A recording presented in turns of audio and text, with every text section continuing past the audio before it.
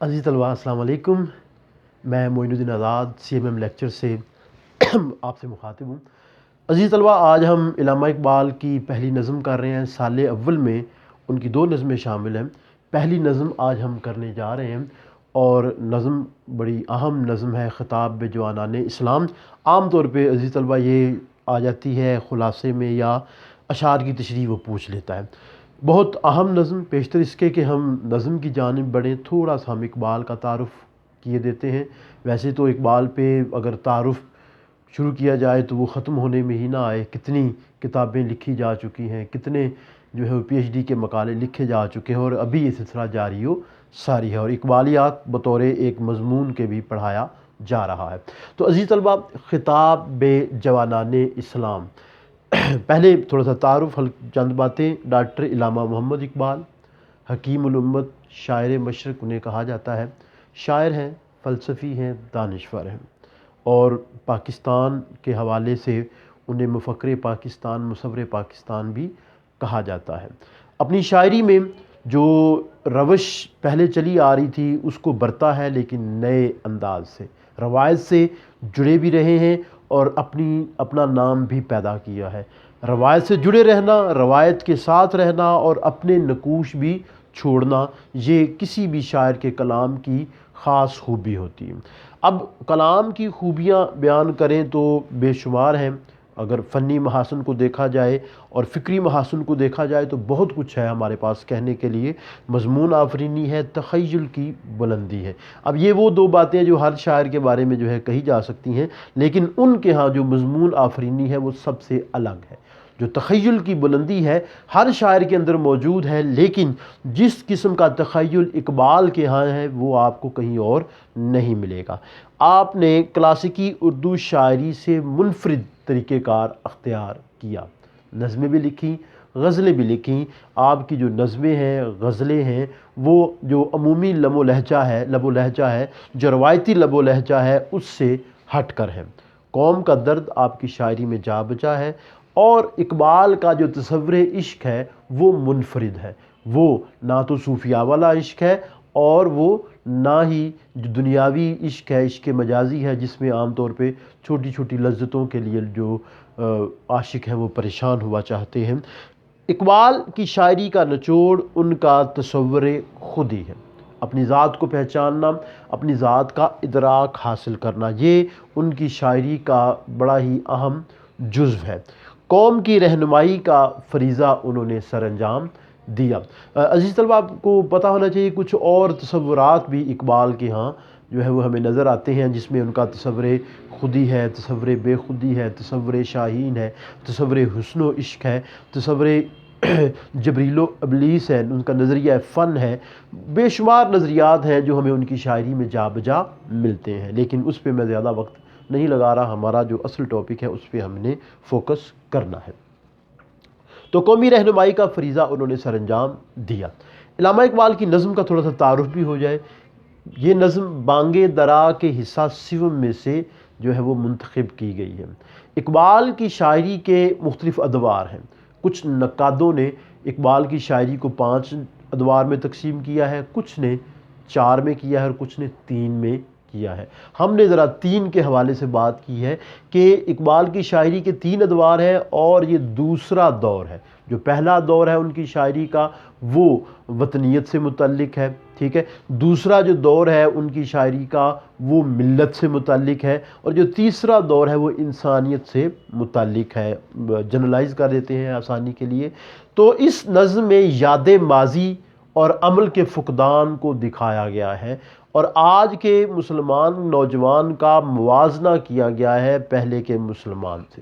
اقبال نے جہاں موازنہ کیا ہے وہاں فکر و عمل کی دعوت بھی دی ہے۔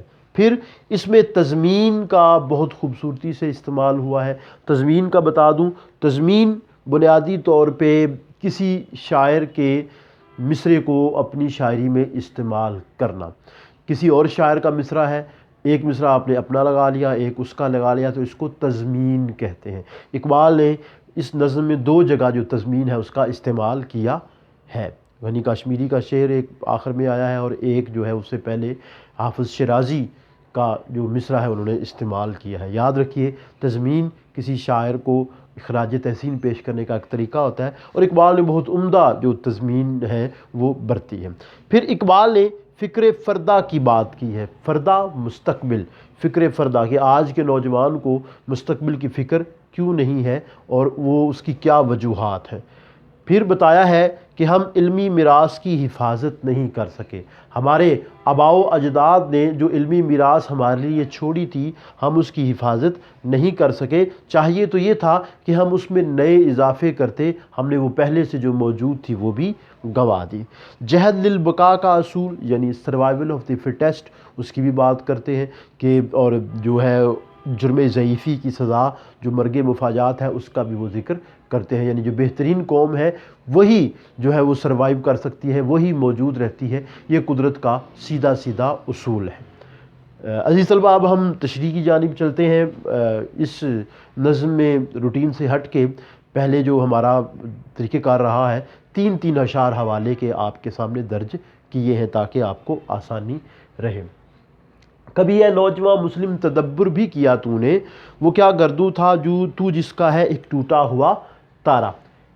کبھی اے نوجوان تم نے غور کیا تم کس قوم کے فرد ہو، جو کبھی عروج پہ تھی، جس کا ستارہ کبھی بلندیوں پہ تھا، جو ہر حوالے سے بلندی پہ تھے۔ کوئی بھی جو ہے وہ آپ نظام لے لیں، کوئی بھی آپ پیشہ لے لیں، کوئی بھی آپ صنعت و حرفت لے لیں، کوئی بھی آپ علم و فن لے لیں، وہ عروج پہ تھے۔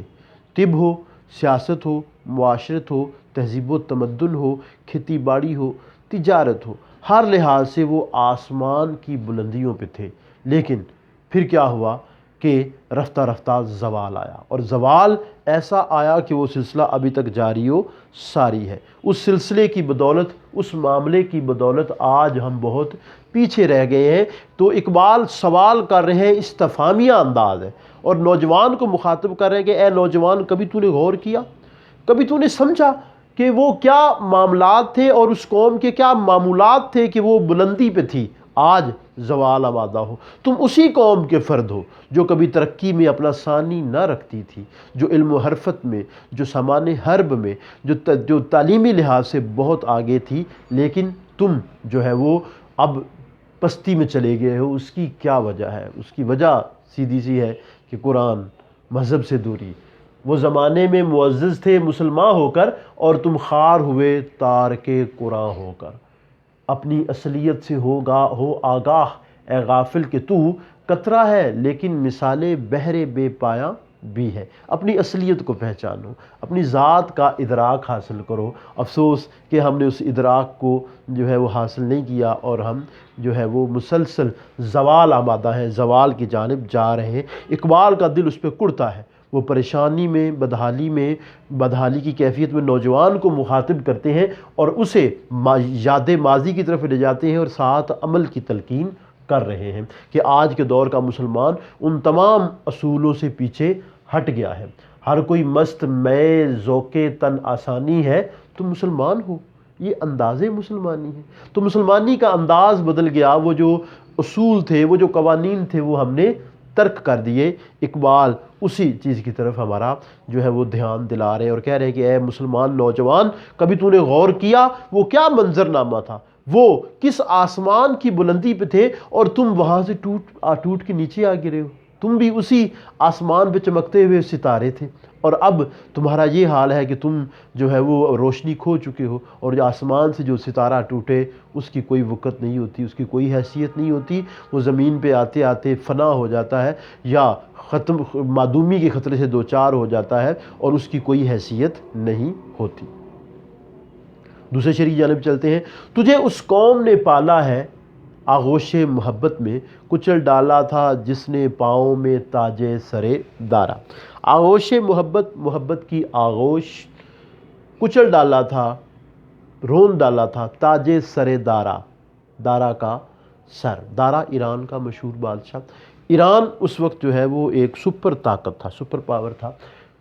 تجھے اس قوم نے پالا ہے جس کے سامنے کیسر و کسریٰ کی طاقتیں جھک گئی تھیں، کیسر و کسریٰ کی طاقتیں جھک گئی تھیں، یعنی جذبہ ایمانی تھا مسلمانوں میں، جذبہ ایمانی تھا اور اس کو لے کے وہ چلتے تھے، آگے بڑھتے تھے، جستجو کرتے تھے، کوشش و عمل کرتے تھے، اور اسی کوشش و عمل کی بدولت انہیں کامیابی میسر آتی تھی، انہیں زندگی میسر آتی تھی، اور جو بڑی بڑی طاقتیں ہیں وہ ان کے سامنے جھک جاتی تھی۔ جو کسرا اور کیسر اور کسرا، جو دارا ہے، وہ سب اس کے سامنے جھک جاتے تھے، اس کو روندتے ہوئے مسلمان آگے بڑھ جاتے تھے، کیونکہ ایمان تھا۔ ایمان ختم ہوا، غیرت ختم ہوئی، تو معاملات کچھ کے کچھ ہو گئے۔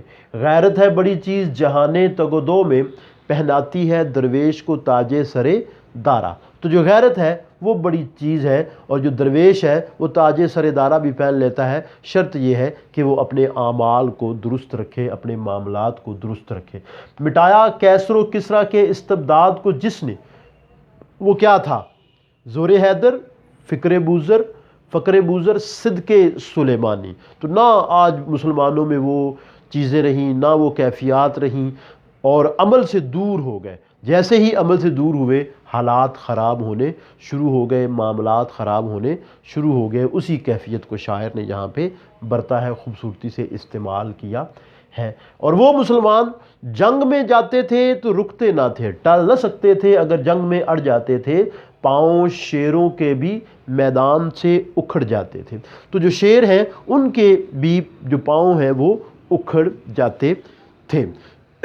تو اقبال نے اس ماضی کی طرف توجہ دلائی ہے اور بتایا ہے کہ کیا معاملات تھے، ان لوگوں کے کیا حالات تھے، اور آج کے دور کا مسلمان کیا ہے، اور کیوں زوال یافتہ ہے۔ اپنے آپ کو نہیں پہچاننا، اپنی ذات کو نہیں پہچانا، اپنی ذات کا ادراک حاصل نہیں کیا، لہذا وہ روبہ زوال ہے، اور زوال کی جو گھٹائیں ہیں وہ مسلسل چھائے ہی جا رہی ہیں۔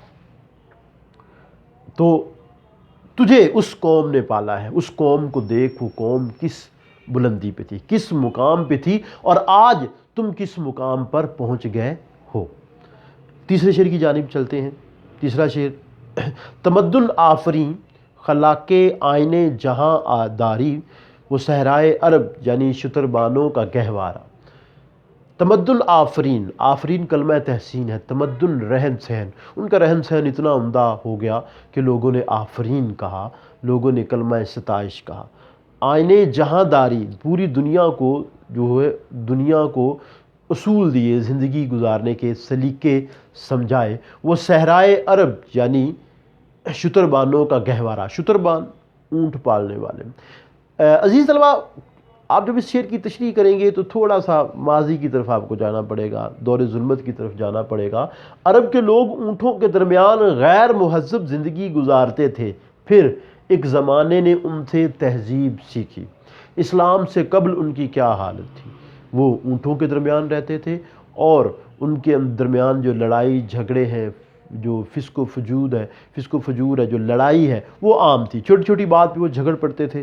اگر کوئی گھڑ سوار ان سے آگے نکل گیا، اس بات پہ جھگڑا ہو جاتا، ایک دوسرے کو دیکھنے پہ جھگڑا ہو جاتا، غصہ کرتے بہت زیادہ۔ کوئی ان میں قانون تھا ہی نہیں، ان کی تہذیب یہی تھی کہ کوئی قانون نہیں تھا، ان کا آئین یہ تھا کہ کوئی قانون نہیں تھا۔ جنگل میں بھی قانون ہوتا ہے، لیکن عرب کا کوئی قانون نہیں تھا۔ وہ کسی ایک جو ہے وہ سلطنت کے زیر اثر نہیں تھے، جس کی لاٹھی اس کی بھینس، وہ معاملہ تھا۔ اور وہ ظلمت میں جو ہے بہت آگے بڑھے ہوئے تھے، تہذیب و تمدن سے یکسر وہ نا آشنا تھے، وہ اس کو جانتے نہیں تھے، اس کے اوپر چلنا نہیں چاہتے تھے، ٹھیک ہے۔ لیکن پھر کیا ہوا؟